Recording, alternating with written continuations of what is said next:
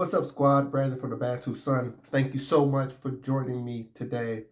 I just read an article from the Telegraph, but I want to shout out the author, Isabel Oakeshott, because it was pretty much a direct conversation. And the title of the article is more or less around, is it time to change the way we think of our relationship with India? And she was probably coming from more about the Telegraph of British to India relations, as UK is working on free trade agreements with India. They have that historical colonial relationship. But it also made me start thinking about the bigger scheme of things.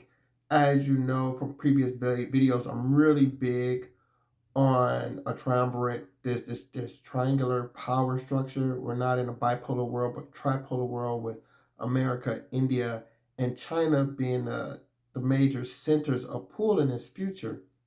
And so, with it, the question is there time to have a readjustment on how the West, particularly in this video, I want to talk about the U.S., but how the U.S. approaches relationship to India, which I've said should have been that case from the beginning, at least in my opinion. So a lot of this stem because the West is kind of aghast right now. They're clutching their pearls as India is doubling down on this relationship with Russia, partnerships in weapons manufacturing, etc. So this is basically borderline complicit in Russian aggression and Ukraine as far as the West is concerned.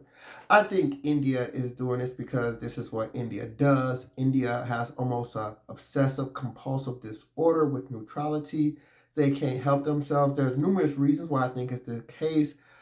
They may find it to be wise or prudent. I find it to be kind of condescending and also slightly regressive because of the waffling that India does. It's pretty much hard to really build a strong alliance and a strong team to move forward. And that waffling going back and forth sometimes, it can also come off as indecisive.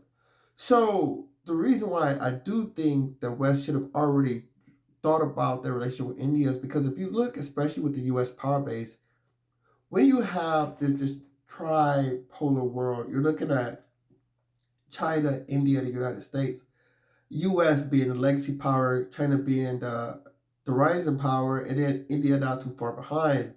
You can see the limitations of China. They're blatant. China is not it has some industrial resources, but it's oil poor, more or less. Same thing with India, but India is right next door to the Middle East, whereas China is dependent on global trade in sea lanes, South China Sea, Straits of Malacca, uh, Indian Ocean in general. China needs access to global seas, and they need access to that material. They are also major importers of goods such as iron that they can produce enough indigenous supply to soak up their demand. There is an island chain of, I wouldn't say hostile, but let's just say independent nations that are not necessarily under Chinese thumb, with Japan, Taiwan, the Philippines, Indonesia, and you also have somewhat of a you had just had to deal with South Korea, somewhat of a contentious relationship with South Korea. South Korea with the U.S. nuclear subs going there. So there's plenty of external threats. Also, I think China believes that its empire has been sliced, and they still have more land claims they want to take. Even though I think they have far than enough land. If you look at it demographically, the heartland of China is more or less the eastern half of the countries. When you start getting west, the Han population really drops off. And a lot of those are legacy lands they picked up throughout their various empires on the outer edges. So you're looking at China, you can see these obvious deficiencies. Primarily, its location far off to the east of the Pacific, being heavily dependent on Middle East energy sources, and global supply trade, as well as the population demographic cliff that they're going to have to be dealing with shortly and managing that relationship, all in a global competitive world. And the U.S. is just down their throat, constantly trying to flip islands of countries in that region just to make sure they got them on their back foot. Now, India, on the other hand, India has the world's largest population. And because of their English partnership in the past, they've had relatively great access to the West. And this is why I think the rethinking of relationships is actually important, because when you look at the Western wooing of India now, as the West has accepted India's coming of age and it's growing, you had consistency of government with Modi. And once you had that consistent government, you can really start to move things forward. Modi has all his people and all his relationships in place. But you see the access that U.S. is giving to India with technology, the overt access that they're getting with working with Australia and getting access to nuclear supplies. You have the Quad, which is a security dialogue with the U.S., Australia, Japan, India. This is the U.S. holding hands, putting an arm around India and saying, we want to partner with you. Because I think in some people's mind, and it's obvious to see, you have the UK handing off to the US, and you have the US trying to hand off or at least partner with India in that region. So both of these are all of these are democratic countries. All of these come from this Anglo structured parliamentary government, democracy, etc. So you can see the partnership. You also have the U.S. bringing India in with the I2U2.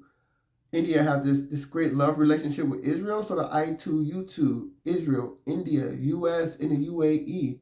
This is a economic group bringing together, and these are all great players. UAE is going to have finance and investment. India is going to have manpower. Israel is going to have technology. U.S. is going to have capital markets. So it's a really great organization that the U.S. is working with India on. And for India to go around and then deal with the Russians, to me, which there's like no real necessity other than opportunism and this OCD with neutrality, outside of this, I saw no real vital reason for India to cozy up with Russia. But what this does do is it really puts the West in a very vulnerable position because they can't come down on India. Economies are too intertwined. India is too far away, pretty much. The Indian Ocean, the United States has no real strong base in the Indian Ocean. There's no comparable power to India in the Indian Ocean. And India, what it has done is kind of taken, going back to my concepts of the three verticals of the world: North America, South America, Europe, Africa, North Asia, China, and then Indonesia, Australia. Like, these are three verticals. The region of the world that's kind of left out is South Asia. And the reason why these verticals are important is because their goods are complementary, right? You can get temperate, tropical, and polar trade throughout this regions in these verticals. That's why, because of the various latitude, it opens up the commerce. So you really don't need to travel outside your region. So any goods you get outside your region, you do so because of relationships. So what India has done, though, it has kind of replaced Africa in this model, right? Because India doesn't necessarily have a complementary market to its north, which it can trade with. So what it has done is it has become the English, it has positioned itself as the English labor of the world, or a tropical breadbasket of the world. And who suffers at this? Well, more or less, Africa does. And there's more people in India than all of Africa at this point in time. This fact is going to change in time, but right now, it's more people in India. Now, when you look at a lot of tropical goods Africa could be producing, they don't. And it is in acquiescence to India's market share. Or a lot of oil that Africa could be refining, they don't. A lot of that oil in Africa gets refined in India. So a lot of these relationships, Africans don't have a strong bargaining power with their complementary region, which will be Europe, because India is right there competing with them.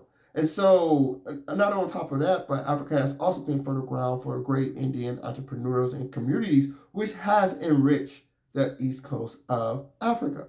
So there's this type of competition, and up to this point, India has been doing fairly well, more or less. And as it truly ascends, it really, Western people should really restart to think this relationship with India. Because how do you hedge that relationship? Should there be better relationships between African countries and Europe and the United States? The United States treats Africa with a 10-yard stick. It goes nowhere near it. A lot of Africans complain about American imperialism, but it's not that much of American imperialism, in my opinion, inside of Africa. So, and I think that benign neglect is to a lot of Africa's detriment. And then when America goes over there, it do go over there with nonsense. And the first thing they start talking about is LGBTQ rights, and they know that's not a non-starter with a lot of these African countries. But there are countries such as Kenya, Uganda, that really are ready to play, and Tanzania, especially in this East African region, that can basically counterpart India's pull in a region. Because right now, if the West do anything, they can't do anything. Their hands in the cookie jar with Ukraine, Russia, Israel, Gaza, and then China. And so they don't have enough strength to go at India alone. And the second thing I would talk about is an old concept called the East Asian Coast Prosperity Fear. Came up with the Japanese when they took over in World War II, and they became a power and one of the first outside nations to defeat a European nation when they defeated the Russians in 1904 naval battle. And the Japanese had this concept. They pretty much saw how Europeans done things, and they said, it's our turn now. Now, when the Japanese, and they put this our turn now under the umbrella of East Asian Cold Prosperity Fear. It was their way of saying, there's going to be a new Asian future, and the Japanese are going to lead it. Well, when they lost World War II, America inherited a lot of the islands, such as Micronesia and some of the islands in Japan itself, having bases in Japan, building relationships in other parts of the region. And China went communist. China was part of Japan's concept of the East Asian Coast Prosperity Fear. When China went communist, it broke away as well as rebelling against Japanese invasion. But China came out the fold. And I think this is an opportunity now for America to go back, and it might have to mend its relationship, because when you look at relationships about, if your major antagonist for America right now is Russia, Iran, India, China, you need to start figuring out how you're going to make some friends. And I think China is probably one of the more biggest opportunities to make friends. Calm down on this Taiwan tension, continue to build relationships around things that work for China to America. China gets technology, America get affordable goods, and try to build that relationship, and then start talking more again about this East Asian Coast Prosperity fear, because I think China is going to plateau, and India is not. And China is going to be a reasonable counterpart to Indian influence if India goes beyond its border. The big difference is China, and from a foreign policy point of view, appear very ambitious, while India seems, like I said, it seems backwards in some way. Like it hasn't developed a cohesive foreign policy yet because of that obsession, compulsion with neutrality. But if they get a leader, or when Modi decides to finally focus this country outward, India is going to be a force to be reckoned with. So those are my thoughts. I'd love to hear yours. Comment below. Like, share, subscribe if you enjoy the content. Until next time, take care. Batu up.